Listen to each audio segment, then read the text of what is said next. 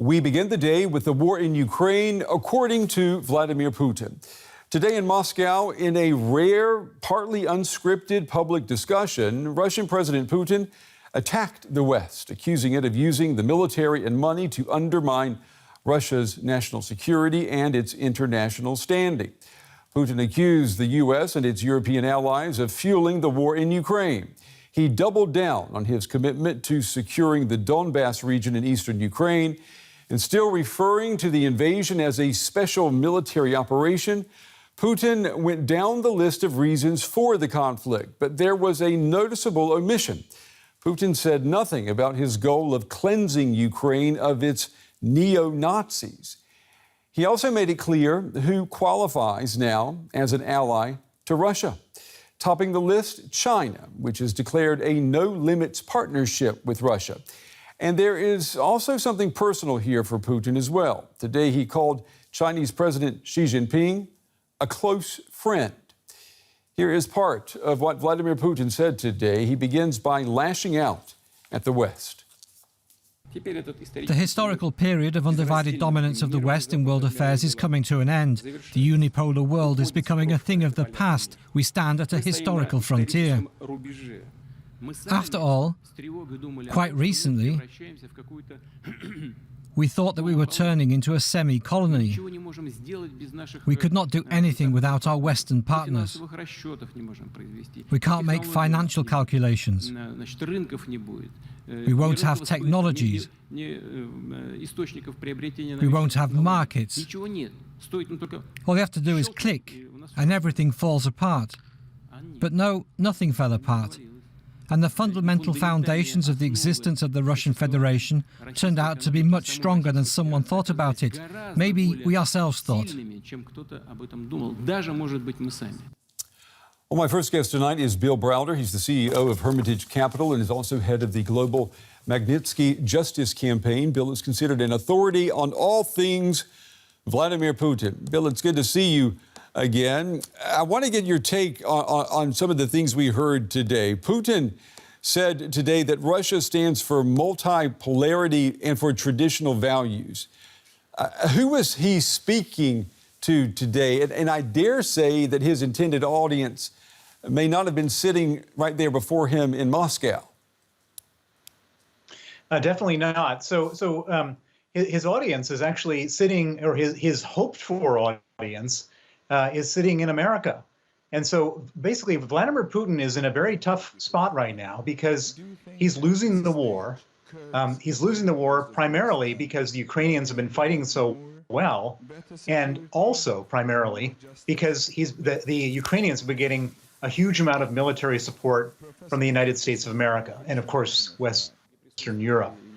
But if Putin can somehow convince the United States not to support Ukraine, then he'll be in a position where he can actually win the war. And so what is he doing right now?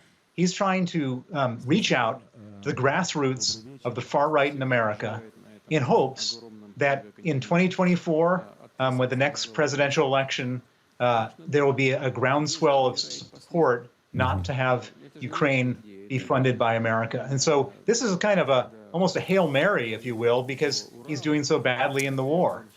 Well, there is this concern in the U.S. that if Republicans win control of Congress in the midterm elections next month, that will be the beginning of the end of this incredible U.S. military support for Ukraine. How much would you say that Putin is counting on this GOP grenade to explode on Capitol Hill come November?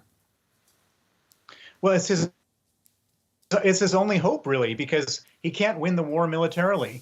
At the moment, he's lost 65,000 troops, according to the Ukrainians. He's lost a lot of territory he's taken.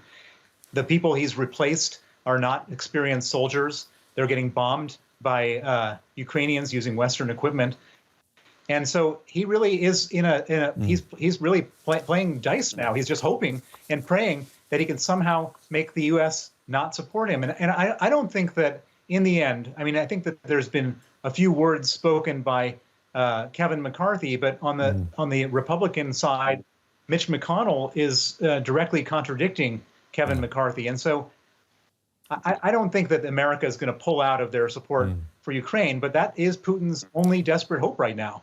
And, you know, for the first time, a majority of Russians say that they favor opening peace talks with Ukraine. That is according to a poll by the independent Valdai Center. The greatest support for this is among young adults who also happen to oppose Putin's mobilization of reservists the most. Did you see these trends reflected in any of Putin's comments today?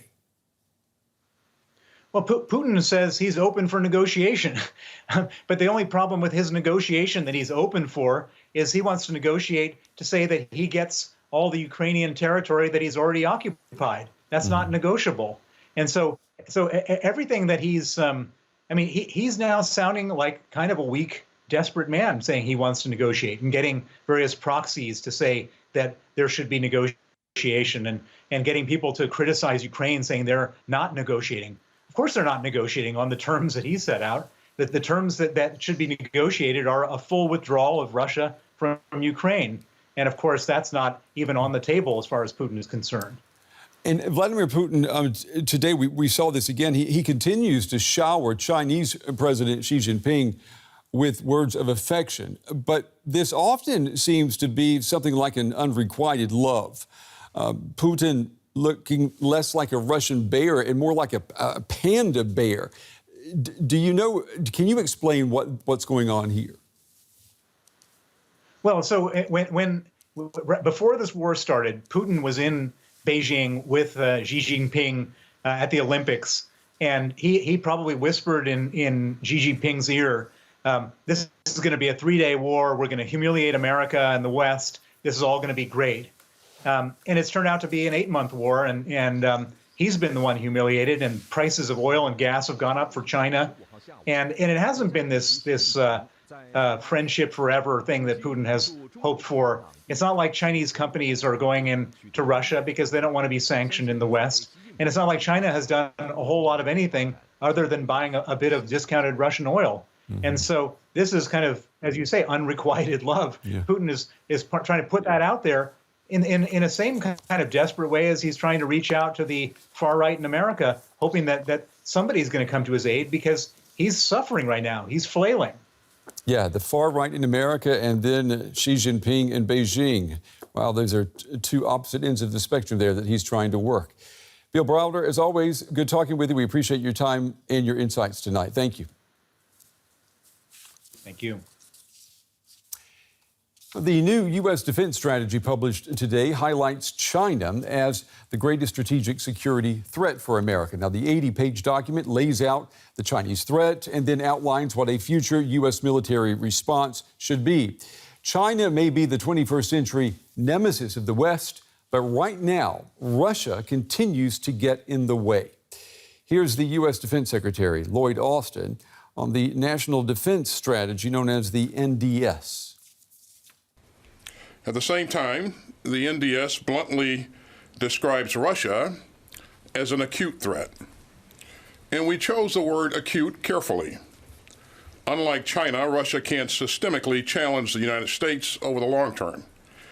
But Russian aggression does pose an immediate and sharp threat to our interests and values.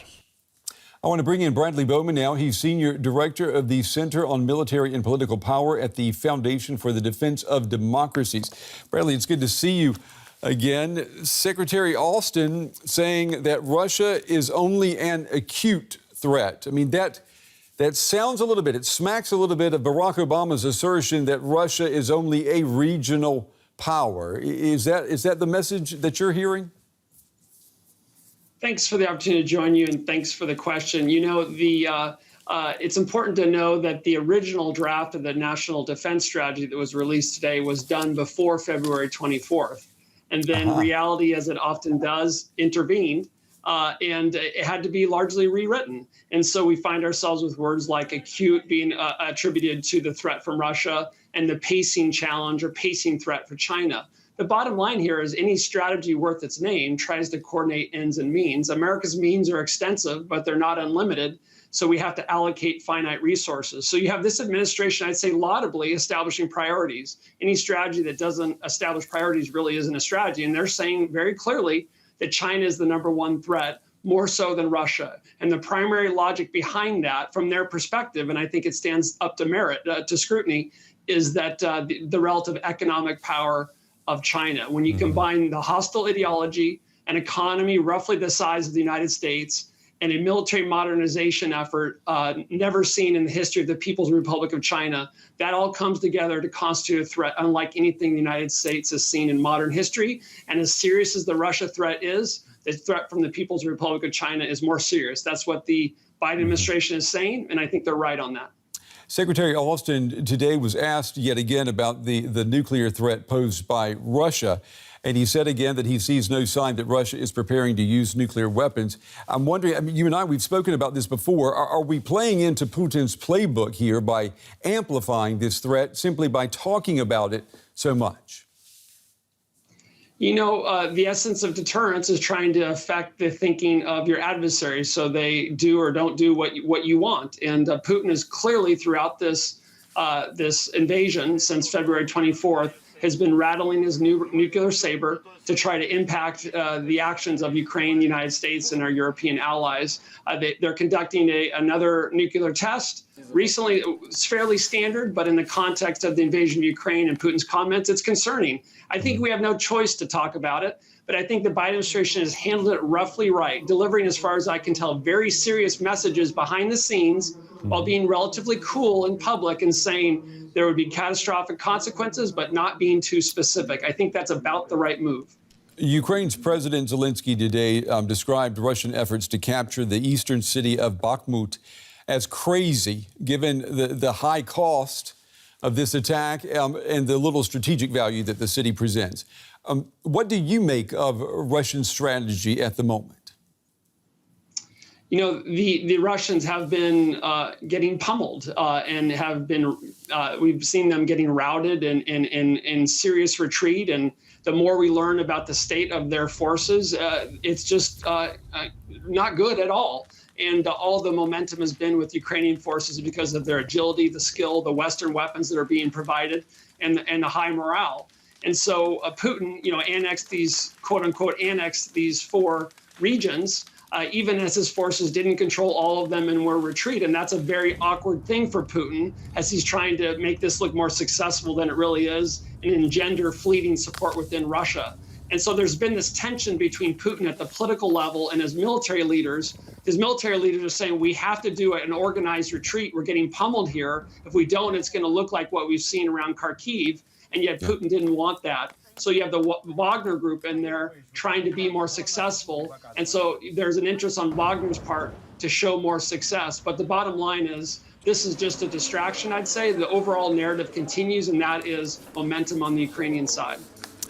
Bradley Bowman with the Foundation for the Defense of Democracies. Bradley, as always, we appreciate your time. Valuable analysis tonight. Thank you. Thank you.